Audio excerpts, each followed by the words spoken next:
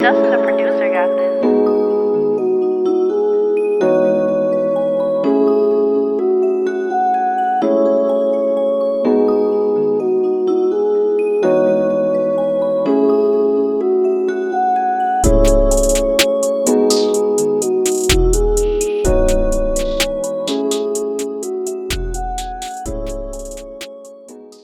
Yo, y'all know what it is. Y'all know what it ain't. Phone them Mets. Hit me out. I like the love I was getting on that P. Rico video, so I thought I'd hit y'all with another one.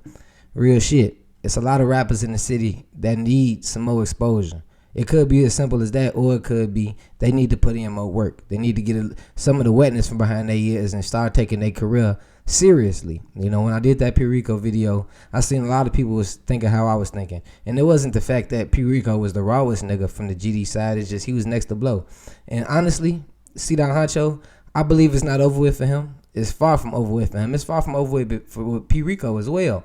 But it's some things that I feel like factored out in Cdot Honcho career.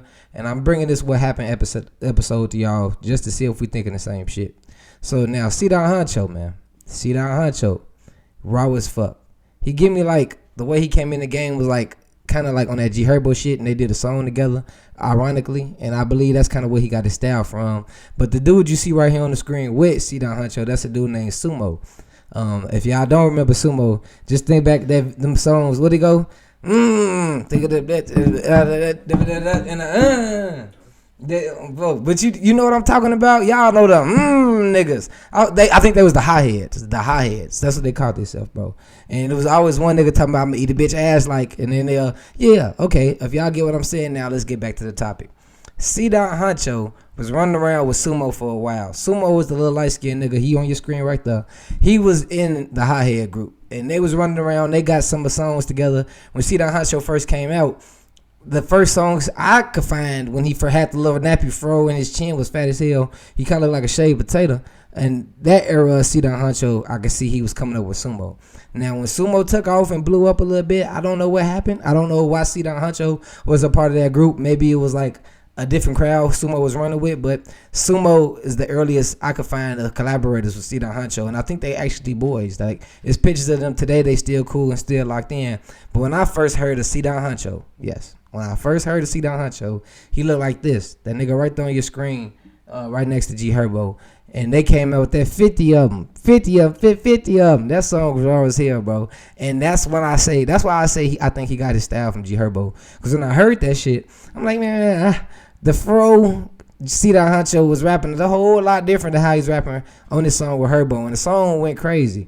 You know what I mean? I didn't know who Cdot Honcho was from the can of paint. Like, I could honestly go back in time and tell you I was volunteering on 79th and Ashland at a food pantry. It's like, what's that, like a Muslim temple, a mosque or some shit like that? Right there across the street from Nick Gyros, bro.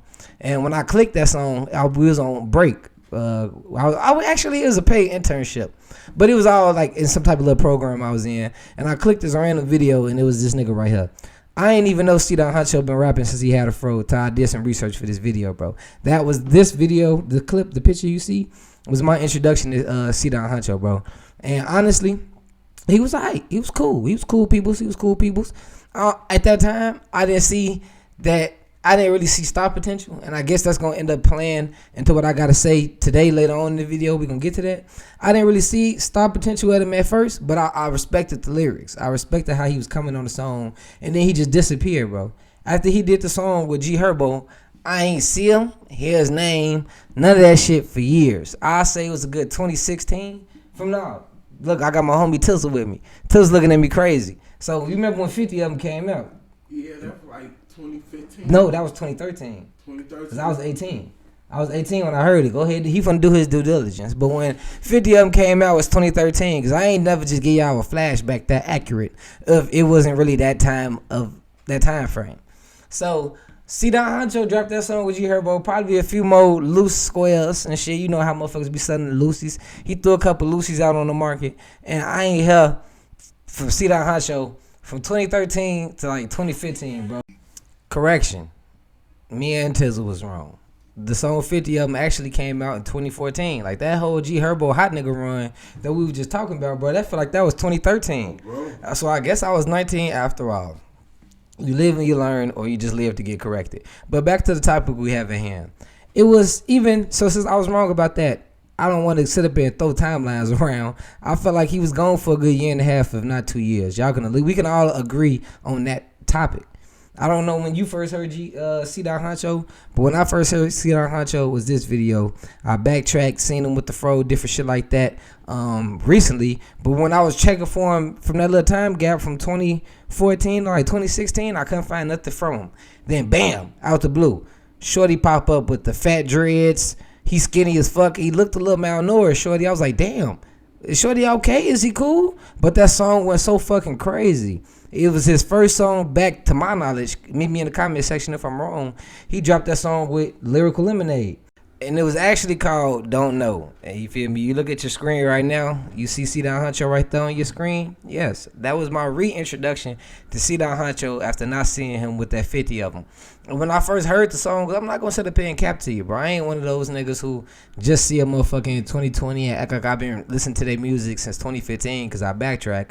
When I heard Shorty in like 2016, 17, when he came back out with this song, I was like, okay, he got it. And his flow was something different, you know what I'm saying? It wasn't like a knockoff G Herbo flow anymore. It was like something he took time to perfect and really sit back and work on. I think he was actually active on SoundCloud at that time, but as far as YouTube, when I try to do my due diligence, the farthest I can go back is to him and Sumo, him and Herb, then him doing his Lyrical Lemonade shit. And in the midst of him doing his Lyrical Lemonade shit, he dropped a lot of songs, man. He dropped that O2 shit, 2017 freestyle. You can keep going on and on with the catalog. You could tell when the artist was hungry. Early Lyrical Lemonade, seen artists like Famous Dex come out and break through on his channel. And Cdot Honcho is also one of those artists that I feel kind of got that big push through Lyrical Lemonade when Famous Dex was hot and he was him and Cole Bennett was working close hand to hand. Cdot Honcho was like reaping those benefits of people going to the channel, seeing what other artists he has available on that platform. In the midst of that, I remember Famous Dex just dropping videos every week, every other week, twice a month, some shit like that. And Cdot Honcho kind of picked up on that formula. It's like he kind of forced his music down motherfucker's throat. And that's not my words. That's a homie I got verbatim. Not the nigga I'm with right now, Tizzle. But another dude that I used to get high with and shit back at that time. And he was like, man, Joe, it's the Cdot Honcho nigga. I just gave him a chance. You heard of him? And I'm like, man, bro, I've been heard of Shorty, folks. I was actually wondering where he been. And he came back with that shit. And I could have just seen like a trajectory that was like not... Honestly, remember when I said early in the video of star potential and shit that people got and what they working with? At that time, I felt like, man, Shorty got to do a little bit more, change something up. But in actuality, that's him being himself is what popped. And I actually grew to like that shit. And this is my honest opinion. Y'all gonna talk shit in the comment section. It is what it is. What's up? Meet me in the parking lot, folks. But seriously, back to the topic we have at hand. That O2 shit freestyle was something that really caught my eye before Rich the Kid hopped on it. I know y'all see the picture of Rich the Kid, and that's because Rich the Kid hopped on the remix. And when I first heard that shit, I'm like, Shorty finding his sound. He found his sound with that fast-paced rhythm and different shit like that, where it's like it's standing out above other people from Chicago at that time. It wasn't a normal drill sound that people try to associate every Chicago artist with. Besides the people like Juice WRLD, Famous Dex, I feel like Cdot Honcho is also an artist who found his own sound, but they still, to this day, if they talk about him being an artist from Chicago, they're going to say a drill rapper. I guarantee it's some blogger somewhere in the world that'll put drill rapper next to his name. That's up to y'all tell me in the comments what y'all think. But when Rich the Kid hopped on the remix, that would have probably made his second biggest remix at that time until other artists that we already know that hopped on a lot of his albums, mixtapes, and different shit like that over the years. But when Rich the Kid hopped on it, it was rumors of him signing to Rich Forever, which I prayed to God he didn't do, and he didn't, and that's good. I tried to look into his label situation. I couldn't find anything that he signed in black and white, like an actual label deal. And even when you look a little deeper into the shit, you realize that even if they don't have a label deal, that doesn't take away from the fact that they might have a management deal, a publishing deal, or a distribution deal, which helps the artist at the end of the day if they don't have to sign away all of their shit to a motherfucking like 360. Some shit like QC was doing early on in the beginning of their label. And endless 300 Entertainment. They was doing that shit with Dex so much to the point anybody associated with Leo Conan, they was associated with a 360 deal. And after everything that he pretty much did to put in that work to become a groundbreaking artist at that time, another feature he acquired after Rich the Kid was a Chief Keef feature. If y'all didn't hear that song that he got with Chief Keef, go ahead, check it out. It was decent. You know, acquiring a Chief Keef feature in the era right after drill in Chicago was something that I could say was pretty prominent, if I do say so my motherfucking self, because any rapper right now would die to have a Chief Keef feature. So being able to get that shows me that Sosa was tapped into his music. We all remember when he was watching Reggie Baby skits and all his comedy routines, whatever the fuck Reggie Baby was doing, because I gotta be honest, it was times when Reggie Baby was borrowing comedy from other people, but that's neither here nor there, especially with this video. So at that time when I seen him Sosa watch that video, that showed me like he in his own little bubble, and Cdot Honcho was able to slide in and scoop up a Sosa feature. Pretty much after that, then you start seeing Cdot Honcho drop different mixtapes like Honcho 5, and that was a decent mixtape. I'm one of those type of dudes, when an artist drop a mixtape, I'm gonna listen to that shit.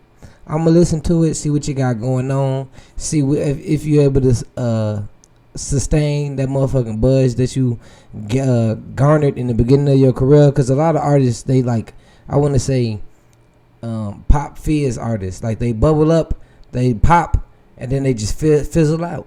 I don't understand what's going on with a lot of these niggas nowadays. I guess it's the music, as far as the genre of rap music that hasn't been sticking to the fans. You see a lot of shit like at the Grammy Awards, I think the Billboard Awards or some shit like that. This was the first time in over 10 years, I believe, correct me if I'm wrong, where rap didn't dominate the motherfucking Billboard charts or the award show. It was either both, one or the other, something like that.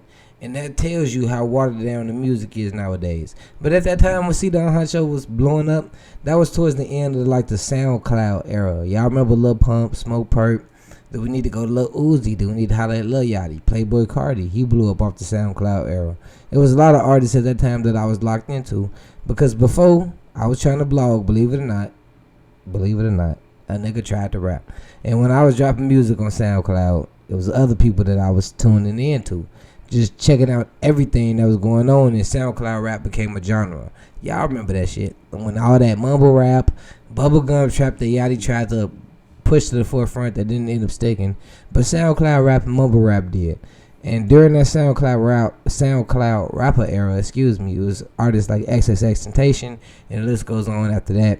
But Cdot Honcho got in where he fit in, and after getting that motherfucking Rich the Kid feature, I just want to say his career kind of like didn't like go to the next level, but it didn't decrease either. I gotta get to my boy. I gotta get to Cdot. He kept it at a nice level where he was dropping consistent music, and honestly, Cdot Honcho of the old was better of the new. Maybe that was like too old English. Let me break it down again. The old Cdot Honcho was better than this new shit that I've been hearing. He's not garbage. I played him on a ride from out south to back out west, and he decent. He got some shit, you feel me, that he been dropping. Y'all check that out. He dropped like 5-6 songs. But the old Cdot Honcho, when he was hungry for this shit, it was different. And that's what every artist. You can't just compare one to the other when they want to come up. Everybody come up different, man. Some people come up be so fucking extravagant, you'll think that when they make it, they're going to keep going. Point example, Lil Baby. And I ain't saying Lil Baby fell off now. He still got that shit. But don't all his songs start to sound the same? Lil Baby and Da Baby, whatever type of baby you want to throw up at the forefront of this shit, they all music kind of sound the same after they've been around for so long. But anyway, back to what I was saying about him getting that Sosa feature. That was actually the biggest feature after the Rich the Kid and G Herbo one, excuse me. He got those features secured, and then he dropped Honcho 5, and I was rocking with my boy. Then guess what happened? The nigga fell in love, y'all. Four them fell in love, and he got him something decent under his arm. But four them fell in love, and he just wasn't really dropping music anymore for what? What was that, gang? A year or two? Mm-hmm. Shorty disappeared for a year or two. Shorty wasn't dropping no music for a while, and it's like he was just okay with being in love, trying to push his relationship to the forefront, man. Remember, let's not forget, man, 21 Savage. Remember 21 talking about I'm a hoe too with Amber Rose? Do y'all remember YB in the mirror pushing his girl to the mainstream red carpet events and shit like that, and then she left him to troll him with a motherfucking blogger named Deshaun Frost or something Frost? What was it with the Frost? You know, little nigga. I don't into YBM. It was a blogger nigga who like he cool with DDG, bro. That's who YB in the mirror girlfriend left him for. And that's what Cdot Honcho. I'm not saying that happened to him. I think she loved him, bro. She loves Cdot. She fell on Honcho. And that I feel like that might be love at true sight. But honestly, on a serious tip, hold on. You cut your career short to make sure your girlfriend felt loved and secure, which is nothing wrong. That's real nigga activities. But if your career fall today, to like what did your relationship cover for? Like, that relationship, like, did y'all start a couples channel that was getting money right now or that's accumulating some type of income where you could have took that type of break? No. And that's where the stunning his growth most definitely comes into play. First off with me was that relationship, because the first time he took off when he was getting his sound together and he came back improved with the Cole Bennett lyrical lemonade shit, that was much needed. I fuck with that. And the second time when he came back, it was kind of like it wasn't nothing that was new and improved. It was kind of like he was stagnant. It's like he took a step back in his sound. And that's just me being an honest Cdot Honcho fan. I don't want to say fan. I want to say supporter. Everybody who support my YouTube channel is not a fan of me, women or male. Y'all just my supporters. And so I'm the same way with a lot of these artists and their music. I support what Cdot Honcho got going on, gang. And honestly, just observing the shit that he been dropping lately, it ain't like it's been a step up in his catalog. And let's go back to when I said he came back from that break off his girlfriend. At that time when he came back from that break off his girlfriend, he was intertwined in some shit that he didn't respond to, but it was a beef with Tay Savage. Tay Savage from Welch World made some outlandish claims that was proven to be true when they said his people. When he said his people was the reason why he did that 20 years at 50%. So he did 10 years over that robbery when he seen somebody that he pretty much bitched and robbed. Can't remember if it was at gunpoint or not. It had to be it for them years. But he robbed them for their either Monte Carlo or their Corvette. He robbed them for that. And the people who it was Cdot Honcho cousins. It was his cousins or some people that was like family friends. And they told on Tay Savage and they got him locked up. Tay Savage actually came out on his own Instagram and said that Cdot Honcho tagged him. You hanging around people that got me locked up, that got me my 20 years, and you acting like it's cool. Since when has it been cool to hang with snitches? I did a video on that. Of course, Cdot Honcho ain't respond. He took like a lot of rappers that when I say take the Chief Keef route, I'm not saying like they come up. I mean like Chief Keef don't really do interviews. He don't really respond to certain shit. It's like he got PR behind the scenes telling these different platforms, don't ask him this or that. The same with Cdot Honcho. One of the most recent, not most recent, but his biggest interviews was with DJ Vlad. He stuck to the script, said he never lost a fight, which I don't want to be the one that's like, but like, that's up to y'all to decide. But on that Vlad interview, he said he never lost a fight, and that was like the only ones I could find for him, like far as his biggest ones. He don't really do a lot of speaking on shit in his personal life. So when Tay Savage made them claims, it was never no rebuttal or response from Cdot Honcho. And that, see, man, that's what it's like. I took a war with myself because that was another hiatus he took. He came back out with some more shit. Y'all don't remember he had like on a throwback jean jacket outfit and he was with his gang rapping and he just disappeared until recently. And you can't do that when you're not an established artist, gang. You can't take long breaks off even if you're a blogger or a comedian. You gotta work, folks. And you just can't stop. And that's what he doing. He getting comfortable. It's the same shit P. Rico did, was get comfortable, thinking like I got a fan base that's gonna be here until I drop. Not always. That fan base gonna dwindle and it might turn from 100 to 20. And then them 20 people ain't gonna amount to enough to get you paid off your craft anymore. People gotta understand that shit. So after everything that happened with that Tay Savage shit, if I might not say, he dropped some lackluster songs, in my opinion. And I honestly believe Cdot Honcho still got what it takes right now. But for one, not finding some type of deal to boost him up, because there's a lot of artists that bank on themselves. They sign small time deals that's gonna get them through the door, just so their name could be intertwined with different playlists, like the Rap Caviar on YouTube, Polo G, all through that motherfucker. And that's because he signed to a major label. People gotta think the motherfucking blessings that you get with signing to a deal, besides an advance. And honestly, people look at it like it's a disadvantage signing to a deal and owning a label, a large amount of money. But it's really you betting on yourself and forcing yourself to create good music that the label could recoup off of, and you can still eat off of what you can until you're able to make it on your own. And so my big thing, or what I think happened to Cdot Honcho, he got lazy. He got lazy, bro. Kind of like around the same P. Rico effect. You got to a spot and you feel like you comfortable in your career, turning down deals for whatever. Cdot Honcho was able to draw in big names to his mixtapes and his albums. He got Chief Keef, G Herbo, Rich the Kid. People who, when he got them features, was really hot in their career. Herb still hot. Sosa could bubble up whenever he want. Rich the Kid, yeah. And so he was able to get those names, like, you feel me? It's different teams in the NBA who can't even get a all-star to sign to him. So if a underground rapper could get big name features, show you what the buzz he had and the potential he had, but he ain't live up to it for numerous reasons I named this video. Get in the comment section, let me know what y'all think below. I'm gone.